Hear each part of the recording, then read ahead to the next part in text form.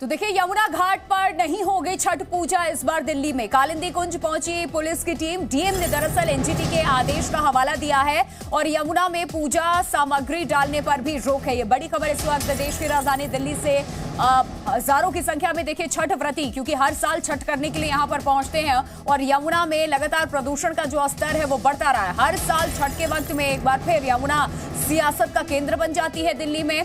आम आदमी पार्टी इस बार बीजेपी पर भी निशाना साध रही है, तो दूसरी तरफ बीजेपी कालिंदी कुंज में सड़कों पर उतरकर प्रोटेस्ट करती नजर आई। लेकिन इन सब के बीच में एनजीटी की तरफ से जो फैसला लिया गया, क्योंकि यहाँ झाग बहुत ज्यादा है, जो खतरनाक केमिकल्स हैं वो बहुत ज्यादा है और इस वजह से छठ पूजा पर प्रदूषण का ग्रहण यमुना में इस बार लग चुका है। घाट पर यमुना में इजाजत नहीं दी गई है इस बार छठ व्रतियों को, वो यहाँ पूजा के लिए नहीं जा पाएंगे।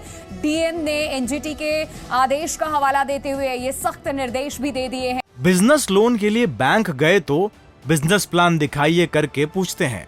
बिजनेस प्लान कैसे करना है, इसे प्रैक्टिकली सीखना है तो फ्रीडम ऐप को अभी डाउनलोड करें। यमुना घाट पर नहीं होगी इस बार दिल्ली में छठ पूजा, तो आस्था की डुबकी इस बार यमुना में नहीं लगा पाएंगे छठ व्रती। हर साल हालांकि तस्वीरें सामने आती थी इस तरीके से।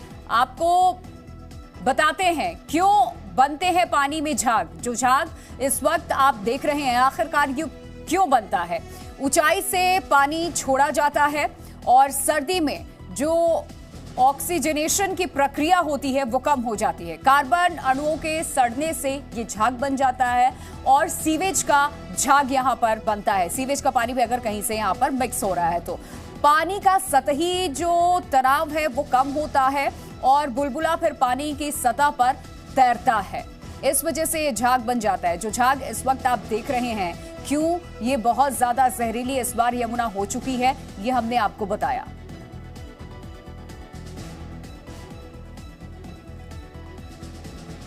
और अब आपको दिखाते हैं यमुना पर जी न्यूज का एक और रियलिटी चेक।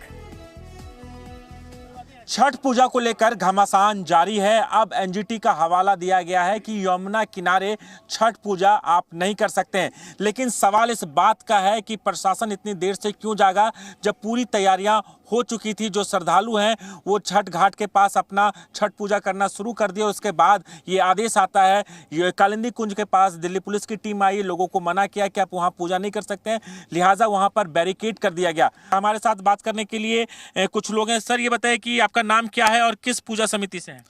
मेरा नाम अशोक कुमार सिंह है और शिव कल्याण समिति से हैं। तो अब क्या समस्या आ रही है, क्यों मना कर दिया गया है? सर, एक तरफ राजनीति हो रही है, जहां लोक आस्था का महापर्व छठ जो है, आप जानते हैं कि ये जो है सो बहते जल में लोगों की आस्था होती है। छठी मैया की बहुत बड़ी कृपा होती है और इस पर्व को जो है सो कोविड के वजह से 2 साल रोक दिया गया था, तो पब्लिक और श्रद्धालु मान भी गए थे इस बात को। कुछ दिन पहले 2 दिन पहले जो है एलजी साहब का ये फरमान आता है कि छठ घाट जो है सो जमुना, छठ पूजा जो है जमुना घाट पे ही होगी। प्रशासन के तरफ से भी जो है सो हम लोगों को पूरी जानकारी अभी नहीं दी गई। रात में जैसे बात हुई, एसडीएम कार्यालय से कुछ लोग आए हुए थे, पटवारी वगैरह भी आए थे, उनको हमने घाट का निरीक्षण करवाया तो उन्होंने बोला कि जमुना में जो है सो सख्त मना है, ऊपर से कोई ऑर्डर नहीं है। फिर उसके बाद अभी एसीपी साहब और कोई व्यवस्था बताया गया कि कहाँ इस बार छठ करेंगे आप लोग जब यमुना किनारे नहीं होगा तो? ये मदनपुर खादर जेजी कॉलोनी में एक शीतला माता मंदिर है, वहाँ एक पार्क है, उसके लिए बुलाया व्यवस्था कराने के लिए। अच्छा, अब उसके लिए हमें एसडीएम के यहाँ बुलाया हुआ है। तो यानी जो तैयारियां पहले से होनी चाहिए थी, ये चीज़ पहले से नोटिस देना चाहिए था ताकि लोग तैयार रहें कि उन्हें यमुना घाट किनारे नहीं करना है। इतनी से देरी से क्या परेशानी नहीं बढ़ जाएगी जो लोग आएंगे यमुना? काफ़ी परेशानी होगी और इस घाट पे कम से कम 50 से 60 हज़ार लोग होते हैं घाट पे, और उसकी वजह से काफ़ी परेशानियों का सामना करना पड़ेगा। आप लोग बताइए कि आप लोग को क्या दिक्कत आ रही है? सर, अगर पार्कों में होगा, अगर मान के चलिए पार्कों में बांट दिया जाए तो पार्कों में सर उसकी रखवाली कौन करेगा? उसमें सुगर गाय जो भी अगर गंदगी हेलेगा, ये तो बहते हुए पानी का पर्व है।